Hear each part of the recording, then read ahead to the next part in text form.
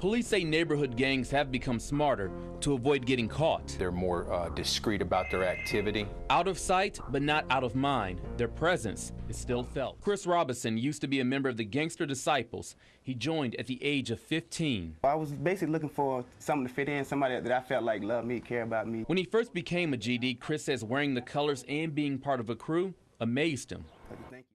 9 months after the tragic shooting death of 15-year-old Tynesha Humphrey, today 2 of the 5 suspects stood trial.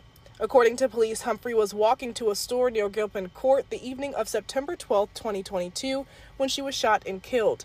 The investigation determined the girl was caught in the crossfire between 2 groups, leading to the arrest of 5 suspects. Over a dozen gang members have been arrested after a week-long gang enforcement operation by the U.S. Marshals called Operation Washout. Richmond, Virginia is usually remembered as the former capital of the Confederacy and a cradle of American history. Cobblestone streets along the James River, Civil War battlefields, historic black neighborhoods, and a culture that produced legends like tennis great Arthur Ashe, R&B star D'Angelo, and actress Shirley MacLaine. But beyond the museums, murals, and craft breweries, there's another side of Richmond that rarely makes postcards. A city where homegrown street crews like the 30 Boyz, regional robbery gangs like Fly Nation, and violent networks targeted in operations like Washout and the Chesdin Landing mansion party case have pushed neighborhoods into cycles of fear, retaliation, and federal indictments. In this documentary, we go inside that hidden Richmond where social media beefs turn into real-world shootings, fast food workers are held at gunpoint for quick cash, and a single tip about a July 4th plot can be the only thing standing between a celebration and catastrophe. The mourning family of Tynesha Humphrey does not only want the community to honor her name. I want them to say I was only going to the store, because that means so much to my family right now. Those words changed our life as she laid on that ground. I was only going to the store. Why me? Why us? Tonight, flowers, balloons, and a teddy bear in the place where Tynesha took her final breath on her walk to the store around 7:30 last night. Ricky Johnson, Tynesha's cousin, runs a nonprofit foundation that helps victims of tragedy. He never imagined his own family would turn into the victims. 9 months after the tragic shooting death of 15-year-old Tynesha Humphrey, today 2 of the 5 suspects stood trial. According to police, Humphrey was walking to a store near Gilpin Court the evening of September 12, 2022, when she was shot and killed. The investigation determined the girl was caught in the crossfire between 2 groups, leading to the arrest of 5 suspects. Prosecutors stating today that both Cooley and Henderson were involved in a gang and believes an ongoing argument caused the shooting. But who fired the fatal shot? This is the question the defense is asking the jury to answer, as they say there is no evidence convicting Cooley or Henderson. Shell casings littered the street. It was September 12, 2022.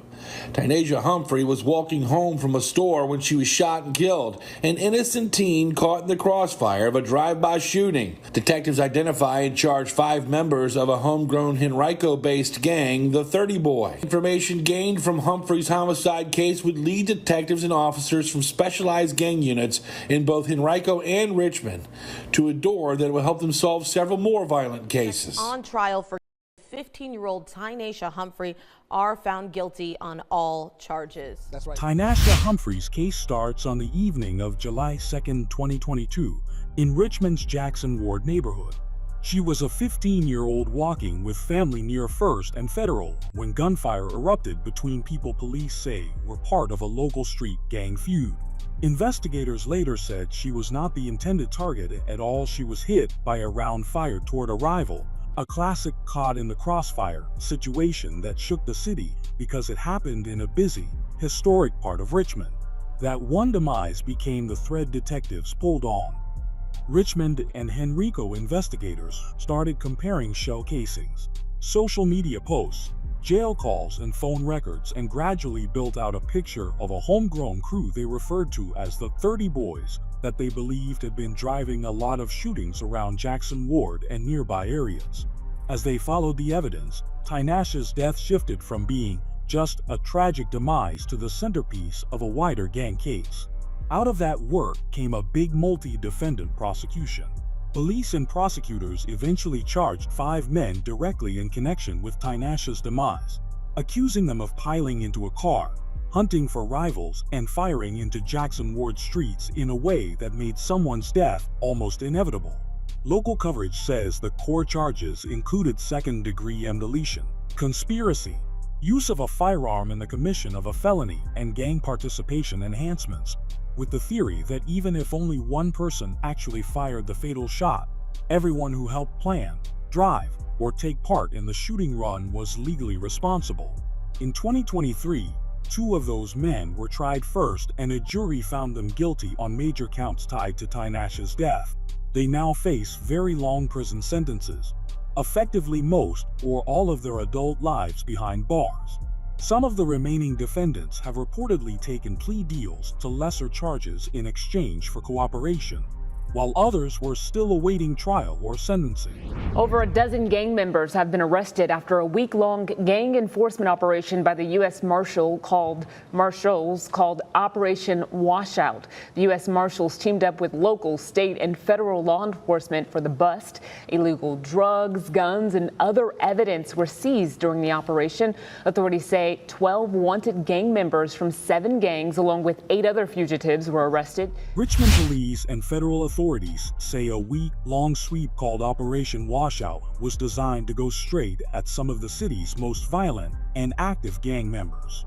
Over the span of several days in late May, Richmond police and other agencies tracked down people they described as the worst of the worst suspects already wanted on serious charges and known to be tied to local and national gangs. By the end of the operation, officers had arrested 12 documented gang members and 8 additional fugitives, all wanted on charges that included deletion, rape, robbery, firearms offenses, abduction, drug distribution, and probation violations. During the raids and warrant arrests, investigators also seized 6 firearms, including an AK-47 style pistol roughly an ounce of age, and about $41,000 in cash, which authorities believe was tied to drug trafficking. According to Richmond police, the people taken into custody were linked to a range of gangs operating in and around the city, including sets affiliated with the Bloods, Crips, Gangster Disciples, Black Guerrilla Family, Highland Park, Washington Park, and the 13th Street Gang. 2 arrests from Operation Washout stood out even among a long list of violent offenses. One was Joshua Hill, who faced a felony animal cruelty charge after being accused of tying a dog to a fence and setting it on fire, an incident that had already sparked outrage in Richmond before Washout brought him into custody. Another was Jamani Brothers, arrested on a double deletion warrant along with charges of kidnapping and using a firearm in the commission of a felony. In the summer of 2022, Richmond, Virginia authorities say they stopped what could have been one of the most devastating mass casualty attacks in the city's recent history. The case began when a concerned citizen contacted Richmond police and warned them that a man he knew Roman Chapin Balcarcel was planning a mass shooting for the 4th of July. According to a search warrant affidavit, the tipster also told detectives that Balcarcel AC had ties to Los Zetas, a notoriously violent transnational criminal organization with drug trafficking networks stretching from Mexico into the United States. Investigators took the tip seriously, especially after the tipster claimed Balcarcel AC had recently shown him 3 firearms and discussed plans for an attack.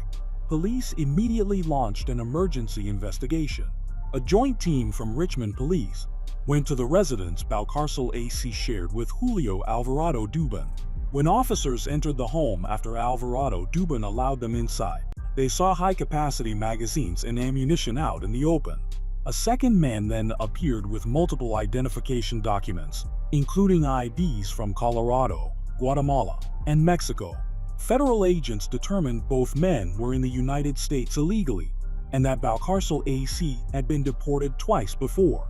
During the search of the home, officers recovered 2 assault-style rifles, a handgun, and several hundred rounds of ammunition, confirming that whoever planned the attack had the firepower to carry it out.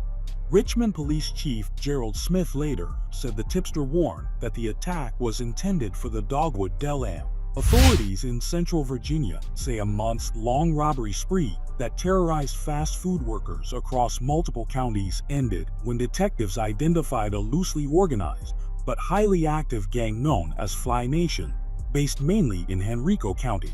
Investigators linked the crew to 10 armed robberies across Chesterfield, Henrico, Dinwiddie, Petersburg, and New Kent, 8 of them MC Donalds. Police say the group functioned like a real gang, complete with roles, planning, and even initiation requirements. The robberies followed a clear pattern: early morning or late night hits where 2 armed members slipped inside or confronted employees in parking lots, held them briefly at gunpoint, and fled to a waiting vehicle driven by a designated getaway driver while a shot caller directed the operation.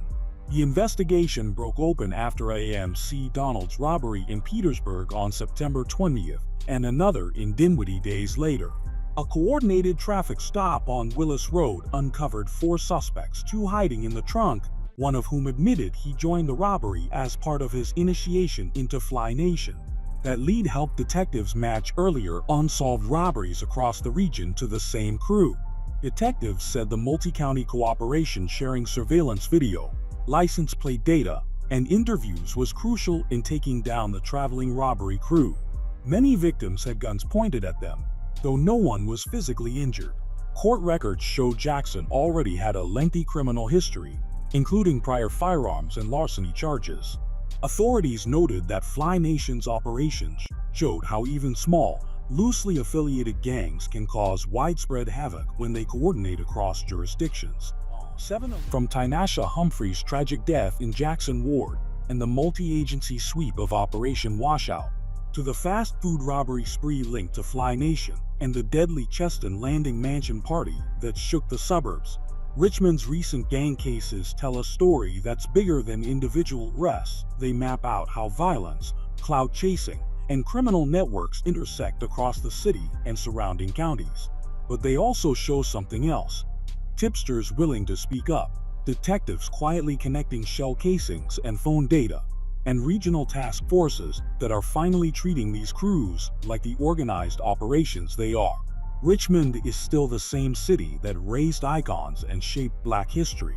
And for families in these neighborhoods, every gun taken off the street and every violent crew dismantled is a small step toward a future where their kids are more likely to end up as the next Arthur Ashe or D'Angelo than as another headline. The fight isn't over, but case by case, Richmond is pushing back against the gangs trying to write its story in blood instead of legacy.